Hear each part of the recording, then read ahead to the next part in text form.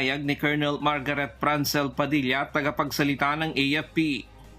As of this time, sir, wala pa po kaming confirmation on that. But I said, any po na statements that are given, we look into that. We have specialized units to verify this. Tiniyak ng AFP na nakahanda silang protektahan ng pangalawang Pangulo.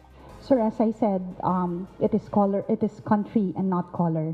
Sa AFP, sir, we will be performing our duty to protect her no matter what. And we will ensure her that each of us can perform that duty. Kung sino man po yung i-detail sa kanya will be selected based on merits and they will be professional and loyal po sa chain of command. Sa ng Kongreso noong nakaraang buwan, sinasabing sina Colonel Nolasco at Colonel Chica ang nag-disburse ng malaking pondo mula sa confidential fund ng Office of the Vice President at Department of Education.